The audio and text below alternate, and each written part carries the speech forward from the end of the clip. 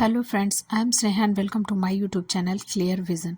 तो चलिए आज हम एक ऐसे फंड को लेके आए हैं जिसने पिछले कुछ सालों में बहुत ही शानदार रिटर्न बना के दिए हैं। तो ये कौन सा फंड है उसके पूरे डिटेल में हम समझेंगे, वन बाय वन करके हर एक पैरामीटर्स को देखने की समझने की कोशिश करेंगे। तो चलिए वो फंड है SBI Contra fund direct plan growth.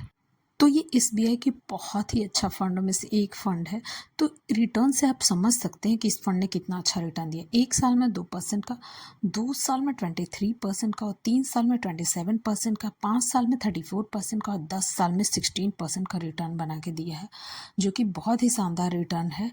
अब स्टॉक या म्यूचुअल फंड में है, जितना लॉन्ग टर्म, जितने समय तक अगर आप इन्वेस्टमेंट में बने रहेंगे उतना ही ज़्यादा आपको कंपाउंडिंग का फ़ायदा मिलेगा और उतना ही अच्छा रिटर्न मिलेगा। ये ध्यान में रखना होगा इन्वेस्ट करने से पहले। तो चलिए अब हम इस फंड के रिटर्न को तो देखें कि रिटर्न वाइज इस फंड ने काफ़ी अच्छा रिटर्न बना के दिया, लेकिन इसके पोर्टफोलियो में कौन कौन से स्टॉक्स हैं, कुछ पोर्टफोलियो स्टॉक्स को भी देख लेते हैं कि आखिर इस फंड ने किस किस स्टॉक में इन्वेस्ट किया। तो कुछ टॉप 10 पोर्टफोलियो स्टॉक को हम यहाँ पे लिए हैं। पहला है HDFC बैंक, यानी कि इस तरह की कंपनियों में, यानी कि इस तरह की जायंट कंपनियों में इन्वेस्ट किया है।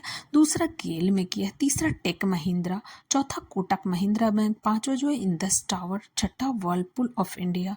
सातवां रिलायंस इंडस्ट्रीज। आठवां ITC। नौवां स्टेट बैंक ऑफ इंडिया और 10वां डाबर इंडिया।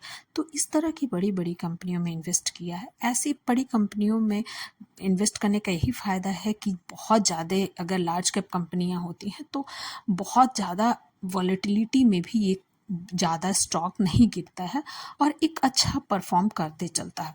तो चलिए अब हम नेक्स्ट इस फंड के सेक्टर एलोकेशन को देखेंगे कि इस फंड ने कौन कौन से सेक्टर में अपने फंड को एलोकेट किया है। तो पहला फाइनेंशियल्स में किया है, यानी कि उसमें 20.62% किया है। एनर्जी सेक्टर में 14.32% का। टेक्नोलॉजी में 9.63% का। हेल्थ केयर में 7.52% का। कंज्यूमर स्टैपल्स में 5.55% का और अदर्स में 42.36% का इन्वेस्ट किया है। यानी कि पोर्टफोलियो डाइवर्सिफाई लग रहा है इस फंड का। अब हम इसके कुछ अल्फा, तो अब इस फंड के अल्फा को देखेंगे। अल्फा जो है बेटर रिस्क एडजस्टेड रिटर्न को शो करता है, यानी कि जितना ज़्यादा अल्फा रहेगा फंड का उतना ही अच्छा रिटर्न मिलेगा। तो इस फंड का अल्फा 7.15 है, यानी कि, और इसके कैटेगरी एवरेज का अल्फा 4.67 है, यानी कि कैटेगरी एवरेज से काफ़ी ज़्यादा अल्फा है, यानी कि काफ़ी अच्छा रिटर्न इस फंड ने बना के दिए हैं, जो कि हम अभी देख भी सकते हैं। नेक्स्ट अब हम बीटा देखेंगे। बीटा किसी भी फंड के वोलेटिलिटी को दिखाता है, यानी कि जितना कैटेगरी एवरेज से बीटा ज़्यादा रहेगा उतना ज़्यादा वोलेटाइल रहेगा, और कैटेगरी एवरेज से कम रहेगा बीटा तो वो कम वोलेटाइल रहेगा। तो कैटेगरी एवरेज से हमारा यहाँ पे कम है बीटा 0.86 का, वहीं पे इस कैटेगरी एवरेज का जो बीटा है वो 0.94 का है, यानी कि ये ज़्यादा वोलेटाइल भी नहीं है फंड।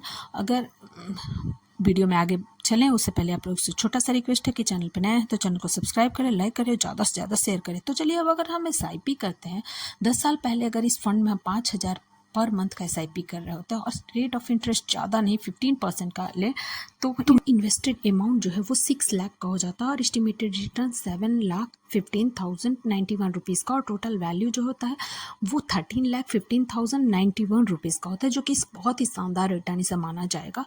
फंडामेंटली स्ट्रॉन्ग अगर म्यूचुअल फंड है तो बहुत ही अच्छे खासे रिटर्न देते हैं लॉन्ग टर्म में। अब हम चलिए SIP का फ़ायदा तो देख लिए कि, लेकिन अब हम नेक्स्ट इसके लमसम कुछ अमाउंट को अगर लमसम करते हैं तो उसमें हमें कितना बेनिफिट होता है। तो हम लमसम का भी रेट ऑफ इंटरेस्ट 15% का ही लेंगे, और अमाउंट 1 लाख का अगर लेते हैं तो 10 साल पहले अगर ये अमाउंट लगाए हुए होते तो इन्वेस्टेड अमाउंट तो 1 लाख ही रहेगा लमसम के केस में, और एस्टिमेटेड रिटर्न 3,04,556 रुपीज़ का, और टोटल वैल्यू 4,04,556 रुपीज़ का, जो कि लमसम के अमाउंट में भी बहुत अच्छा है। लेकिन हाँ, SIP के फ़ायदे भी बहुत ज़्यादा होते हैं। तो ये आप पे डिपेंड करता है कि आपको कौन सा फंड सूट करता है, आप SIP के थ्रू इन्वेस्ट करेंगे कि लमसम, ये आप पे डिपेंड करता है। और हाँ, स्टॉक और म्यूचुअल फंड में अगर आप इन्वेस्ट कर रहे हैं तो आपको वोलेटिलिटी का सामना देखने को मिल सकता है, लॉस के भी चांसेस हो सकते हैं, लेकिन हमें फंड का फंडामेंटल्स जानना, उसके हर एक पैरामीटर्स को जानना, उसके सेक्टर एलोकेशन को जानना, उसके फंड मैनेजर को जानना, हर एक पैरामीटर को जानना बहुत ज़रूरी है, तभी इन्वेस्ट करें। हालांकि मेरी तरफ से बाय सेल का रिकमेंडेशन बिल्कुल भी नहीं है। अगर आप इन्वेस्ट करना चाहते हैं तो फाइनेंशियल एडवाइजर की मदद ज़रूर ले लें।